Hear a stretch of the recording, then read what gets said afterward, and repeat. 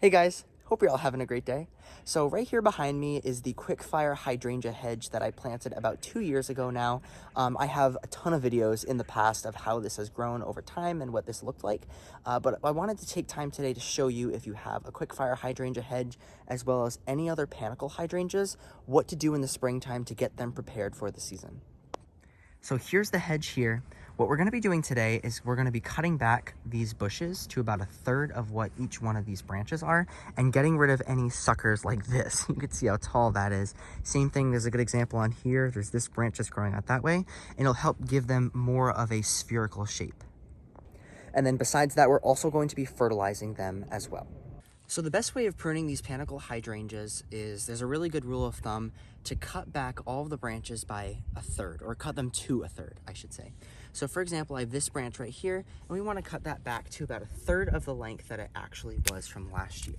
And what this does is, you have only 1/3 of this branch that's left, but this part is really sturdy and is going to create some sturdy branches for this year's growth. So I'm going to show you what cutting this branch looks like right here, just so you can get a good example of what to look for. So I'm going to cut this one about here. And also, you can see some buds that are swelling on the branches, and that's a really good indication as well. So like this one has a few buds here, so I'm going to cut that a little bit higher. This one I'll cut right here. These I will cut back to about here. These two, I got one here, one here. And you can see just how much shorter this has become. I'll finish it off by cutting that about there. And then this one can be cut here. Now, I know that most of this is the same color, but this is the branch that I just cut here. You can see how much it's been cut back. The other thing that's important is to get rid of all of the thin branches that are not very strong, all the weak ones. So you can see this here is pretty weak as compared to the sturdy branches on this one. So what I'm going to do is I'm going to take this and I'm going to cut it all the way back here and get rid of all of these branches. We don't want thin or weak branches like that because it'll make for a lot more thin and weak blooms throughout the season. So this is a great branch. This one I might keep but cut back most of the way. So I'll cut it back to about here or so. And then I'll just get rid of these other branches. And so this can still grow back, but at least it has a sturdy branch growing upwards. So I'm going to take care of the rest of this bush, and I'll show you what this looks like.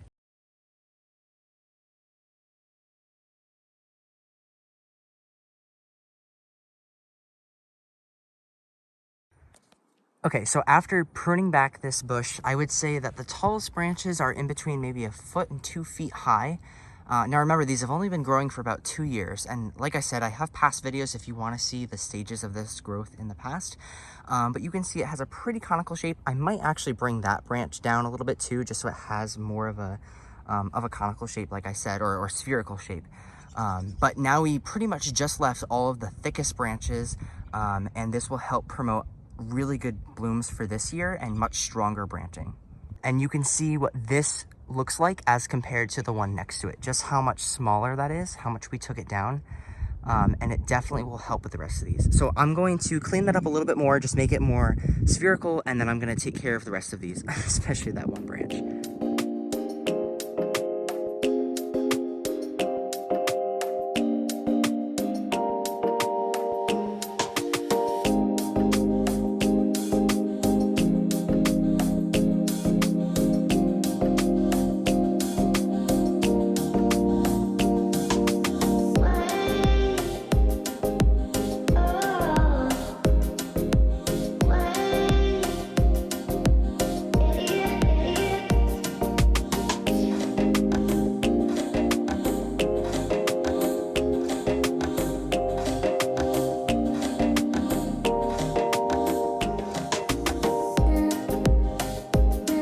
So I just put a line of fertilizer around the drip line of each plant. I tried to scratch it in at least a little bit, and then I just watered it in just to get the fertilizer into the ground. It's best to water, especially if you don't have rain coming in the next 24 to 48 hours, but that's pretty much all we got to do for today. So for the 5 bushes altogether, I would say that took anywhere between like maybe 20 and 30 minutes. So really not that bad, not a lot of prep, and that's really all you have to do for these hydrangeas for the rest of the season. Besides that, you pretty much just let them grow, which is awesome. So they're a very low maintenance plant. This is pretty much all the maintenance that you actually have to do for the year. And then just make sure that you give them some fertilizer. That's really it. You only have to fertilize them pretty much once.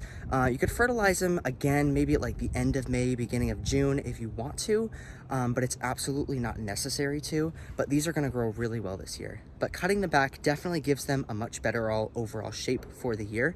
And when you're working with Panicle hydrangeas, you are not forfeiting blooms by cutting these in the springtime.